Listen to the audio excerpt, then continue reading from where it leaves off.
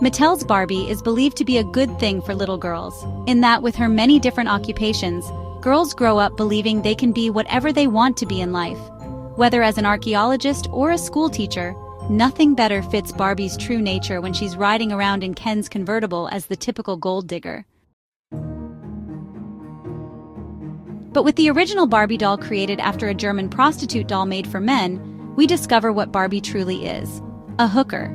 Is this a way of showing young girls they can be whatever they want to be?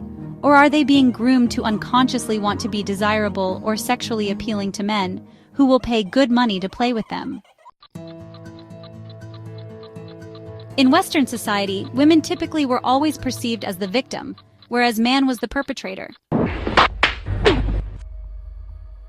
However, today we can see that men can also be the subject of harassment from women. Every man has had some sort of experience with this, whether it be a modest girlfriend acting out as the naughty bad girl in bed, or a more hardcore version where a woman positively stalks a man to extract what she wants from him. Hollywood's Weinstein scandal is a good example. With exceptions to those women who were, albeit naive but truly innocent, most of these victims knew how the industry worked and still decided to do whatever it took to make it. The term casting couch had become a known household phrase, so it shouldn't have been a surprise to find Hollywood top executives taking advantage of people. In no way am I condoning the act of sexually advancing on another, but merely stating that many of these little Lolitas are not as innocent as they claim. They claim to be victims of such behaviors while floating down the red carpet in tight dresses with protruding cleavage. Seems like they'd ultimately gotten what they were initially after. Look at the market for women's clothing and accessories that are meant to present women in an even more sexually appealing way to men. Consider the 2017 trend of fake nipples from Just Nips for All, which allowed women to have the appearance of perfectly placed hard nipples cutting through their shirts. They gave the appearance of breast surgery without having to pay or go under the knife. Check one, check two, check. For example, Jordan Peterson argues that women shouldn't wear makeup and high heels in the workplace because they're tools to exaggerate sexual attractiveness.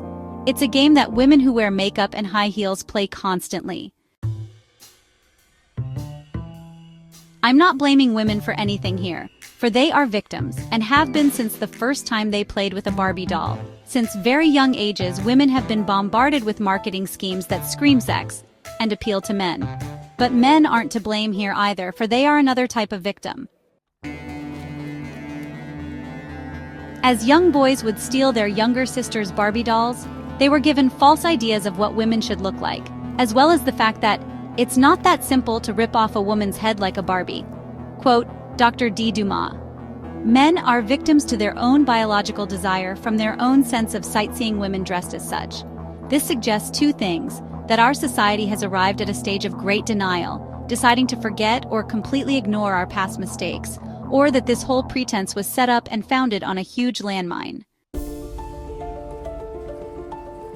If we look at mainstream entertainment, we see it everywhere, even in the nearly forgotten book industry, with the most sold book series being centered around women's rape fantasies. Fantasies that could never be publicly discussed in today's PC world were then made into box office movies showing huge profits.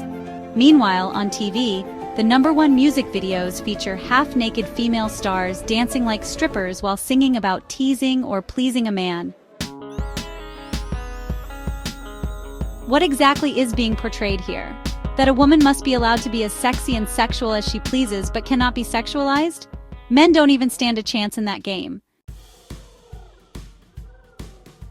Instead of pointing fingers at the opposite sex, society should band together against the corporations involved in this conditioning of our children.